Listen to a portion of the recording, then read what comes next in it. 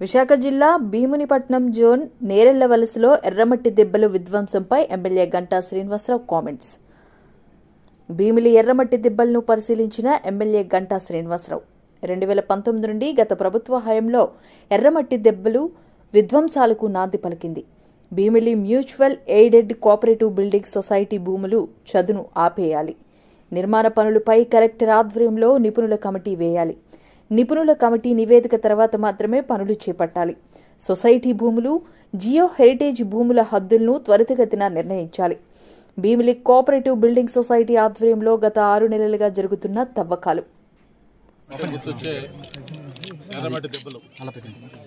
దీనికి చాలా historical importance, ఒక హెరిటేజ్ ప్రాధాన్యత ఇవన్నీ ఉన్న విషయం మనందరూ కూడా తెలుసు.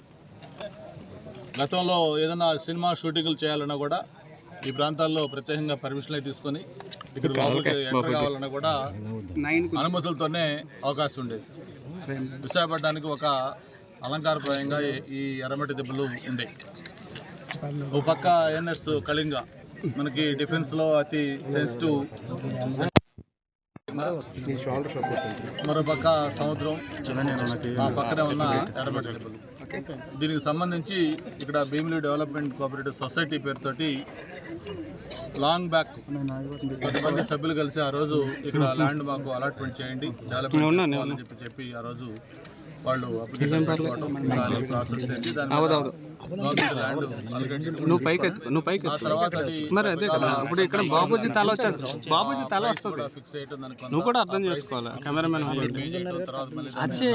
తల చూడు, దాన్ని మళ్ళీ పే చేయటం, ఇట్లన్నీ చేసుకున్న తర్వాత ఫైనల్ గా వాళ్ళు ఉద్దేశం కాదు. అలాగే వాళ్ళు డెవలప్మెంట్ చేసుకోవడం కుదరకపోతే వాళ్ళు త్రో న్యాయస్థానాల ద్వారా వాళ్ళు అప్రోచ్ కావడం, ఫైనల్ గా సుప్రీంకోర్టు నుంచి ఒక డైరెక్షన్ తీసుకొని ఇది తీసుకున్నామని చెప్పి వాళ్ళు సొసైటీ సభ్యులు చెప్తా ఉన్నారు. అయితే గతంలో దీనికి సంబంధించి ఎర్రమట్టి దెబ్బలకు సంబంధించి 2019లో వైఎస్ఆర్ ప్రభుత్వం రాష్ట్ర అధికారంలోకి వచ్చిన తర్వాత ఇక్కడ ఎర్రమట్టి దెబ్బలు క్రమంగా హరించుకుపోతా ఉన్నాయి. ఇక్కడ నుంచి మట్టి కూడా అనర్ఫుల్గా పైకి తీసుకెళ్ళిపోతా ఉన్నారు. ఈ ఎర్రమట్టి దెబ్బల్ని ధ్వంసం చేస్తూ ఉన్నారు, లెవెల్ చేసి రకరకాల యాక్టివిటీస్ చేస్తూ ఉన్నారు. ఆ రోజు ఆరోపణలు కూడా రావడం జరిగింది. దాని మీదనే ప్రత్యేకించి ఆ రోజు జనసేన అధ్యక్షులు పవన్ కళ్యాణ్ కూడా ఈ ప్రాంతానికి రావటం, సందీప్ నాయకత్వం ఈ ప్రాంతం అంతా కూడా చూడటం, ఆ రోజు కూడా ఆయన చెప్పడం జరిగింది ఈ ఎర్రమట్టి దెబ్బలను ఎట్టి పరిస్థితుల్లో మనం ప్రొటెక్ట్ చేసుకోవాలని చెప్పి. సరే, ఇవన్నీ ఒక పక్క జరుగుతూ ఉంటే ఏదైతే సొసైటీకి సంబంధించి మరి గత కొద్ది రోజులుగా వాళ్ళు బయట కాంపౌండ్ వాళ్ళు కట్టి లోపల మిషనరీ అది పెట్టి లెవెలింగ్ చేసి వాళ్ళు చేసుకుంటా ఉన్నారు. దీని మీద మీడియాలో రావటం, అలాగే అధికారులు కూడా దీని మీద విజిట్ చేసి దాని మీద స్పందించడం ఏం జరిగింది. నేను ఇక్కడికి వచ్చే ముందు కూడా జిల్లా కలెక్టర్ గారితో మాట్లాడాను. యాక్చువల్గా ఏంటి దీని మీద టోటల్ స్టేటస్ రిపోర్ట్ ఏంటంటే ఆయన చెప్పిన దీని ప్రకారం నోట్ కూడా ఇచ్చారు కలెక్టర్ గారు. ఏదైతే వీళ్ళకి ఒక ప్లాన్ అప్రూవల్ కోసం వీళ్ళు అప్లై చేశారో దాంట్లో కొన్ని షార్ట్ ఫాల్స్ చెప్పారు. ఒక 7 పాయింట్లు సిఆర్జెడ్ అనుమతులు, అలాగే ఈ జియో హెరిటేజ్ కింద కొంత ల్యాండ్ ఉంది కాబట్టి దానికి సంబంధించినవి, ఒక పక్క కళింగ ఉంది కాబట్టి దాని అనుమతులు, ఇట్లకు సంబంధించినవన్నీ కూడా షార్ట్ ఫాల్స్ కంప్లీట్ చేయమని చెప్పని వాళ్ళకి అప్రూవల్ ఇచ్చినప్పుడు డిమ్డ్ అప్రూవల్ ఆ షార్ట్ ఫాల్స్ కంప్లీట్ చేసుకోకుండా వాళ్ళు చేస్తున్నారు. దీని మీద ఇప్పుడు మళ్ళీ ఎప్పుడైతే మీడియాలో అంతా వచ్చి స్థానికంగా ఉన్న వాళ్ళందరూ కూడా దీని మీద ఆందోళన చెందుతూ ఉన్నారు. దీనికి సంబంధించి ఒక డీటెయిల్డ్ ఎంక్వైరీ చేయమని చెప్పి కలెక్టర్ గారు చెప్పడం జరిగింది. దాన్ని కలెక్టర్ గారు కూడా అంగీకరించారు.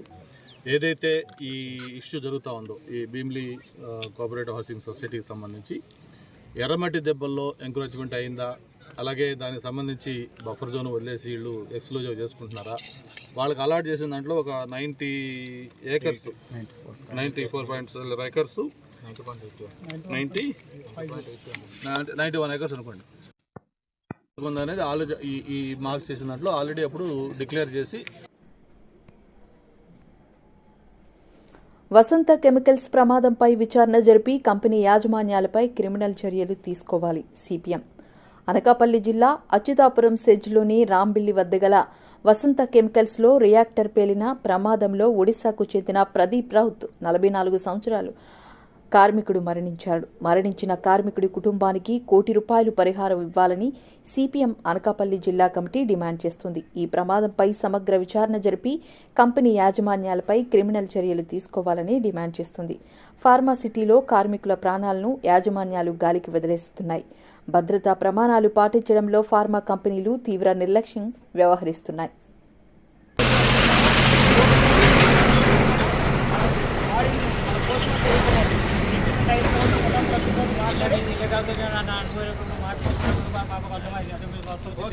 మాకు చూపెట్టలేదా?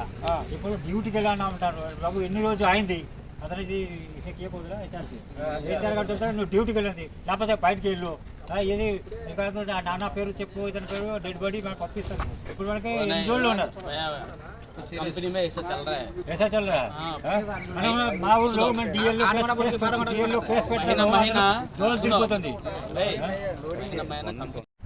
అశ్వాపురం ఎస్సీజెడ్లోని వసంత కెమికల్స్లో ఈరోజు ఉదయం ప్రమాదం జరిగింది.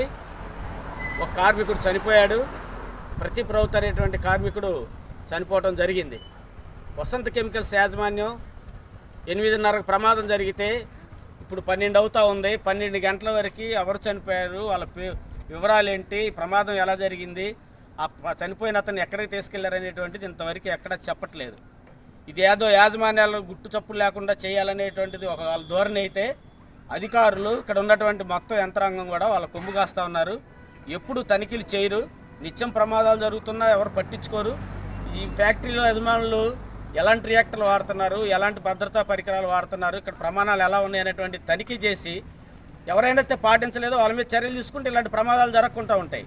కానీ అలాంటి చర్యలు ఏమి తీసుకోకపోవడం అనేటువంటిది ఇక్కడ ఈ చుట్టుపక్కల పరిశ్రమలో జరుగుతూ ఉంది. అందుకని మేము ఏం చెప్తున్నామంటే, ఇప్పటికైనా అధికారులు బాధ్యతతోటి, ఆ ప్రభుత్వ యంత్రాంగం బాధ్యతతోటి కెమికల్స్ కంపెనీలన్నింటిలో, ఫార్మా కంపెనీలన్నింటిలో తనిఖీలు చేయాలి. ఎవరైతే భద్రతా ప్రమాణాలు పాటించట్లేదో వాళ్ళ మీద చర్య తీసుకుంటే తప్ప ఈ ప్రమాదాలు ఆగుతాయి. లేని పక్షంలో ఈ ప్రమాదాలు మరింత పెరిగే ప్రమాదం ఉంది. కార్మికుల ప్రాణాలు గాలిలో కలిసిపోతున్నాయి. కార్మికులు నిత్యం గుప్పెట్లో ప్రాణాలు అరిపెట్టుకుని ఎన్నాళ్ళు పనిచేస్తారని చెప్పి మేము అధికారులు ప్రశ్నిస్తూ ఉన్నాం. కార్మికుల ప్రాణాలంటే లెక్కలేదా మీకు అని చెప్పి మేము అడుగుతూ ఉన్నాం. ఇప్పటికైనా ఈ ప్రమాదం మీద విచారణ జరిపి బాధితుడు ఎవరైతే ఉన్నారో వాళ్ళకి నష్టపరిహారం ఇవ్వాలి, వాళ్ళ కుటుంబాన్ని ఆదుకోవాలి. ఇలాంటి ప్రమాదాలు జరగకుండా చర్యలు తీసుకోవాలని చెప్పి సిఐటియు అనకాపల్లి జిల్లా కమిటీగా మేము డిమాండ్ చేస్తూ ఉన్నాం. రాష్ట్రంలో ఆడపిల్లలకు రక్షణ లేకుండా పోయింది. ఇళ్ల నుంచి బయటకు రావాలంటేనే భయపడే స్థితి. వైఎస్ఆర్సీపీ ఎమ్మెల్సీ శ్రీమతి వరుదు కళ్యాణి ఫైర్. విశాఖపట్నంలో వైఎస్ఆర్ కాంగ్రెస్ పార్టీ మహిళా విభాగం అధ్యక్షురాలు ఎమ్మెల్సీ శ్రీమతి వరుదు కళ్యాణి ప్రెస్ మీట్. రాష్ట్రంలో శాంతి భద్రతలు పూర్తిగా క్షీణించాయి. రోజుకో దారుణం జరుగుతున్నా స్పందించని ప్రభుత్వం, మహిళలకు ఏమాత్రం రక్షణ లేకుండా పోయింది శ్రీమతి వరుదు కళ్యాణి ఆక్షేపణ. ముచ్చుమర్రిలో బాలిక అదృశ్యమై 12 రోజులు ఇప్పటికీ ఆచూకీ దొరకని చిన్నారి మృతదేహం. ఇది ప్రభుత్వం చేతగానితనాన్ని అద్దం పడుతుంది అని అన్నారు. సీఎం, డిప్యూటీ సీఎం కనీసం అక్కడికి వెళ్లలేదు. ప్రభుత్వ తీరుపై వరుదు కళ్యాణి ధ్వజమెత్తారు. నాడు దిశ మహిళల పాలిట కొండంత అండ దిశ యాప్. మా కూటమి ప్రభుత్వం అధికారంలోకి వచ్చింది, ఈ రాష్ట్రంలో ఉన్న ఆడపిల్లలందరూ కూడా ప్రశాంతంగా నిద్రపోవచ్చు అని చెప్పి ఎక్కడ నిద్రపోతూ ఉన్నారు? హోమ్ మినిస్టర్ గారి సొంత నియోజకవర్గంలోనే మనం చూసాం. 2 ఆడోళ్ళకి బట్టలు చించి తెలుగుదేశం పార్టీ నాయకులు, కార్యకర్తలే కొట్టారు. అలాగే పక్క నియోజకవర్గం, అదే జిల్లా అనకాపల్లి జిల్లా పక్క నియోజకవర్గం రాంబెల్లి మండలంలో దర్శిని అనే అమ్మాయికి గొంతు కోసి చంపేశాడు. అసలు ఆ చంపిన సురేష్ అనే వ్యక్తి పోక్సో కేసు కింద అరెస్ట్ అయ్యి విడుదలైతే ఈ దర్శిని కుటుంబ సభ్యులు 3 సార్లు దర్శిని తాలూకా తండ్రి వెళ్ళి పోలీస్ స్టేషన్లో కంప్లైంట్ ఇచ్చాడు. ఇతను మళ్ళీ బయటకు వచ్చాడు, మా అమ్మాయిని మళ్ళీ వేధిస్తున్నాడు అంటే కనీసం అక్కడ పోలీస్ సిబ్బంది కానీ ఎస్ఐ కానీ స్పందించిన పరిస్థితి.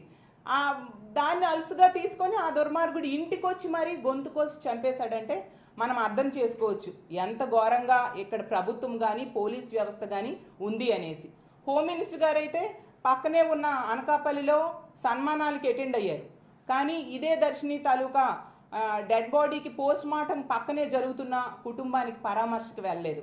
అంటే ఎంత నిర్లక్ష్యంగా వీళ్ళందరూ వ్యవహరిస్తూ ఉన్నారో మనం అర్థం చేసుకోవచ్చు. అలాగే అసలు లా అండ్ ఆర్డర్ ఇంతగా దెబ్బతినడానికి కారణం ఏంటంటే ఈ కూటమి ప్రభుత్వం అధికారంలోకి వచ్చిన దగ్గర నుంచి చూస్తూ ఉన్నాను. వీళ్ళు ఎంతసేపు వైఎస్ఆర్ కాంగ్రెస్ పార్టీ నాయకుల మీద కక్ష సాధింపులు చేద్దాము, వాళ్ళ బిల్డింగ్స్ లాంటివి ఎలా కూలగొడదాము, ఏ విధంగా వాళ్ళ మీద కేసులు పెడదాము, జగన్మోహన్ రెడ్డి గారి మీదో మాజీ మంత్రుల మీదో ఎమ్మెల్యేల మీదో ఏ విధంగా కేసులు పెడదాం అన్న దాని మీద దృష్టి పెట్టారు తప్ప వివక్ష లేకుండా పరిపాలించాలి అనే దాని మీద ఏ కోసైనా దృష్టి పెట్టని పరిస్థితి మనం చూసాం. అలాగే హోమ్ మినిస్టర్ గారు మొన్న మాట్లాడారు, ఏంటి ఆడపిల్లల పట్ల అనుచితంగా ప్రవర్తిస్తే వారికి అదే చివరి రోజు అంట. అసలు ఇన్ని స్టేట్మెంట్స్ ఇస్తున్నారు, గంజాయి మీద ఉక్కు పాదం మోపుతామని కూడా స్టేట్మెంట్స్ ఇచ్చారు. మరి ఇవన్నీ స్టేట్మెంట్సే తప్ప ఇంప్లిమెంటేషన్ ఎక్కడా కనిపించట్లేదు ఏంటి హోమ్ మినిస్టర్ గారు అని నేను అడుగుతూ ఉన్నాను. నిజంగా ఇవన్నీ మీరు చక్కగా ఇంప్లిమెంట్ చేస్తే నెక్స్ట్ డే నుంచి ఇలాంటి దుర్మార్గమైన సంఘటనలు జరగవు కదా. ఇలాంటి సంఘటనలు జరగకుండా ఉండడం కోసమే ఆ రోజు జగన్మోహన్ రెడ్డి గారు దిశ చట్టం, దిశ యాప్ తీసుకురావడం జరిగింది. దిశ యాప్ ద్వారా 1,30,00,000 మంది ఆడవాళ్ళు తమ ఫోన్లో దిశ యాప్ని డౌన్లోడ్ చేసుకోవడం జరిగింది. దిశ చట్టం కేంద్రంలో పెండింగ్లో ఉన్నా కూడా అందులో ఉన్న అంశాలన్నీ కూడా మన రాష్ట్రంలో ఇంప్లిమెంట్ చేశారు. 18 దిశ పోలీస్ స్టేషన్స్ తీసుకురావడం అయితేనేమి, అలాగే ఫాస్ట్ ట్రాక్ కోర్టులు ఏర్పాటు చేశారు, అలాగే ఫోక్సో కోర్టులు ఏర్పాటు చేయడం జరిగింది. అలాగే దిశ కాల్స్ కోసం 3,000 వాహనాల్ని మానిటరింగ్ కోసం, ఆడోళ్ళు ఎక్కడ ఏ ఇబ్బంది పడతారని మానిటరింగ్ కోసం 3,000 వాహనాలని వాడడం జరిగింది. అలాగే ఎవరైనా కాల్ చేస్తే దిశ యాప్లో కాల్ చేస్తే దానికోసం అన్ని రకాలుగా కాల్ చేసిన 10 నిమిషాల నుంచి 15 నిమిషాల్లో పోలీసులు వెళ్ళి శ్వేతపత్రం ద్వారా వైసీపీ అరాచకాల్ని, దోపిడీలని బయటపెడతాం. పశ్చిమ నియోజకవర్గ శాసనసభ్యులు గణబాబు. విశాఖపట్నం పశ్చిమ నియోజకవర్గం గత వైసీపీ ప్రభుత్వంలో రాష్ట్రంలో జరిగిన భూదోపిడీలు, అక్రమాలు, సహజ వనరుల దోపిడీలపై కూటమి ప్రభుత్వం శ్వేతపత్రం ద్వారా ప్రజలకి తెలియజేయడం జరుగుతోందని విశాఖ పశ్చిమ శాసనసభ్యులు గణబాబు చెప్పారు. దీనిపై పార్టీ కార్యాలయంలో నిర్వహించిన మీడియా సమావేశంలో ఆయన మాట్లాడుతూ గత వైసీపీ ప్రభుత్వ పాలనలో భూదోపిడీ జరిగిందని అన్నారు. మన రాష్ట్రంలో సుమారు 1,90,000 కోట్లు భూ అక్రమాలు గత వైసీపీ ప్రభుత్వం చేసిందని ఆరోపించారు. భూదోపిడీలపై టీడీపీ కూటమి ప్రభుత్వం శ్వేతపత్రం విడుదల చేసిందన్నారు. దోపిడీ చేసిన ప్రభుత్వం ఆదాయాన్ని వైట్ పేపర్ ద్వారా బయట పెడతామని చెప్పారు. విశాఖలో కూడా భారీ భూదోపిడీకి పాల్పడ్డారని విమర్శించారు. రిషికొండలో సుమారు 500 కోట్ల రూపాయల ప్రజాధనాన్ని దుర్వినియోగం చేసి జగన్ రెడ్డి ప్యాలెస్ నిర్మించుకున్నారని మండిపడ్డారు. రాష్ట్రంలో వారు చేసిన దోపిడీలపై శ్వేతపత్రం విడుదల చేసి తగిన చర్యలు మా కూటమి ప్రభుత్వం చేపడుతోందని మీడియా సమావేశం ద్వారా గణబాబు వెల్లడించారు. వైసీపీ పాలనలో జరిగిన అక్రమాలు కానీ, భూదందాలు కానీ, భూ దోపిడీ అని కానీ, ముఖ్యంగా సహజ వనరుల దోపిడీ పైన శ్వేతపత్రాలు మా ప్రభుత్వంలో అందించిన ప్రజలందరికీ కూడా ఏ రకంగా వైసీపీ పాలకులు ఈ అక్రమాలు చేశారు అనేటువంటిది, ఎంత దోపిడీ జరిగింది, ఇవన్నీ కూడా ఆధారాలతో శ్వేతపత్రాన్ని ముందుంచడం జరుగుతుంది. సుమారు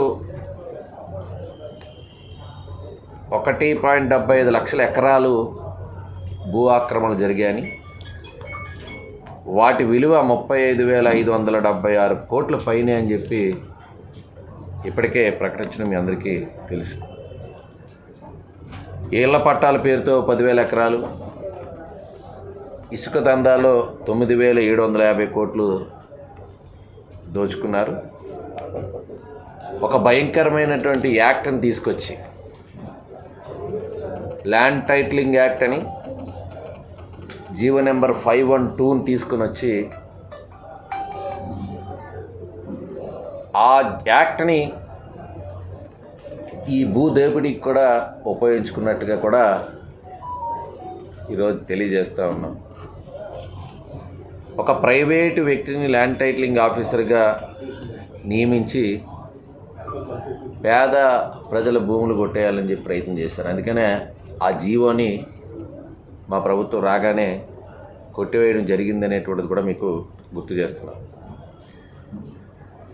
ఇది ప్రమాదకరమైన చట్టం. ఆఖరికి బీజేపీ పాలించేటువంటి రాష్ట్రాల్లో కూడా ఈ యాక్ట్ ఇంప్లిమెంట్ కాలేదు. కానీ ఎంతో అత్యుత్సాహం చూపించి మన రాష్ట్రంలో ఈ యాక్ట్ని ఇంప్లిమెంట్ చేయాలనే ప్రయత్నం జరిగిందంటేనే మీరు విశాఖనే గమనంలో తీసుకుంటే మాస్టర్ ప్లాన్ రూపకల్పనలో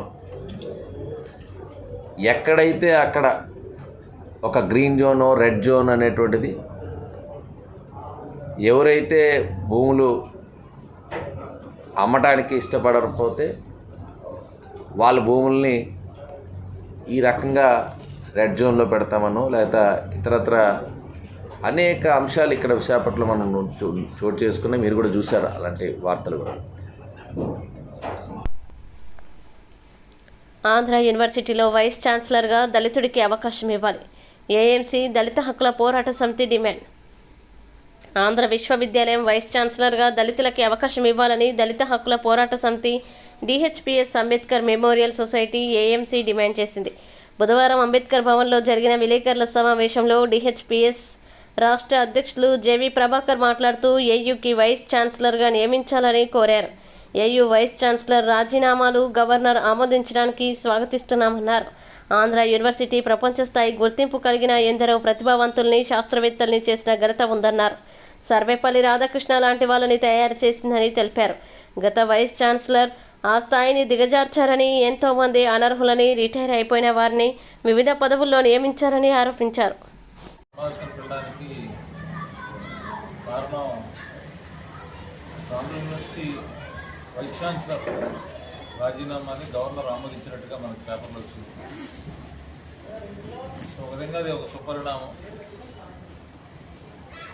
ఈ ప్రెస్ మీట్లో నేను జేవి ప్రభాకర్, దళిత హక్కుల పోరాట సమితి రాష్ట్ర అధ్యక్షులు మరియు ఈ అంబేద్కర్ మెమోరియల్ సొసైటీకి జనరల్ సెక్రటరీ అలాగే ఎస్ రాజులు,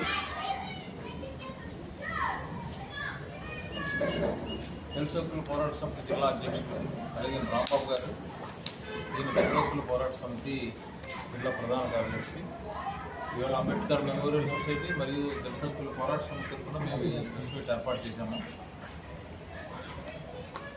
గత ప్రభుత్వం వైస్ ఛాన్సలర్ పోస్టులన్నీ కూడా అదంతో అకాడమిక్ ఎక్సలెన్స్ ఉన్న వాళ్ళకే వైస్ ఛాన్సలర్ పోస్టులు ఇవ్వాలి. యాక్చువల్లీ చాలామంది మన రాష్ట్రంలో అకాడమిక్ ఎక్సలెన్స్ ఉన్న వాళ్ళు ఉన్నారు. ఆ అకాడమిక్ ఎక్సలెన్స్ లేకుండా వాళ్ళకి నచ్చిన వాళ్ళందరికీ కూడా ఎవరికి నచ్చితే వాళ్ళకి ఇవ్వడం వల్ల అదేమైందంటే చివరికి విశాఖపట్నంలో ఉండేటటువంటి అంతర్జాతీయంగా పేరుగాంచినటువంటిది నాక్ అక్రెడిషన్లో గ్రేడ్ 1గా ఉన్నటువంటి ఆంధ్ర యూనివర్సిటీ ఈవేళ ఆయన ప్రసాద్ రెడ్డి గారు చర్యల వల్ల అది ఏమైపోయిందంటే ఏదో ఒక రాజకీయ పార్టీకి ఆఫీస్ కింద తయారైంది. ఇన్ని సంవత్సరాలు పెట్టింది. ఎవరైతే అకాడమిక్ ఎక్సలెన్స్ ఉన్నారో వాళ్ళందరినీ అనేక బాధలు గురి చేసినటువంటి సంఘటన మనందరికీ తెలుసు. చాలామందిని మరి డాక్టరేట్లు సంపాదించుకునే వాళ్ళు అందరూ కూడా టెంపరీ జాబుల చేత అందరూ కూడా తొలగించడం జరిగింది. అకారణంగా కారణం లేదు, ఏం లేదు, వాళ్ళందరూ తీసే వాళ్ళ పైన. రెండోది ఏంటంటే మరి రిటైర్డ్ ప్రొఫెసర్లని అందరినీ తీసుకొచ్చి ఇక్కడ వాళ్ళందరినీ రకరకాలైన పోస్టులో నియమించడం జరిగింది. అందుకు బెస్ట్ ఎగ్జాంపుల్ ఏంటంటే బయోలు కూడా తీసుకొచ్చి అనర్హత కలిగిన కూడా ఆయన ఎవరో స్టూడెంట్ అంటే ఎవరో మనకు తెలియదు. అతను అసిస్టెంట్ ప్రొఫెసర్ కాదు, ఏమీ కాదు, తీసుకొచ్చి రిజిస్టర్ చేస్తారు. సో ఇలాంటి ఎప్పుడైతే మీకు అకాడమిక్ ఎక్సలెన్స్ అది లేదో, సర్వేపల్లి రాధాకృష్ణ లాంటి వాళ్ళు పనిచేసిన గొప్ప యూనివర్సిటీలో ఈవేళ అలాంటి మహానుభావులు ఉండడం వల్ల ఏమైందంటే దాని యొక్క అంతర్జాతీయంగా దాని ఖ్యాతి తగ్గిపోయేటటువంటి ప్రమాదం ఏర్పడింది. సో ఇదేనే కాదు, ఏదైనా మీరు తీసుకుంటే రాష్ట్రంలో ఏది మన దగ్గర ఉంది కాబట్టి మనం చెప్పగలుగుతున్నాం స్పష్టంగా ఇక్కడ జరిగినటువంటి అన్యాయాలు, లేదంటే ఒక యూనివర్సిటీ స్థాయిలో ఉన్నటువంటి వాటిని బిహేవియర్ లేకపోవడం వల్ల దానికి చిన్న నష్టాన్ని మేము చెప్పగలుగుతున్నాం. అలాగే పిహెచ్డీ చేస్తున్నటువంటి పిల్లలకి ఎవరికి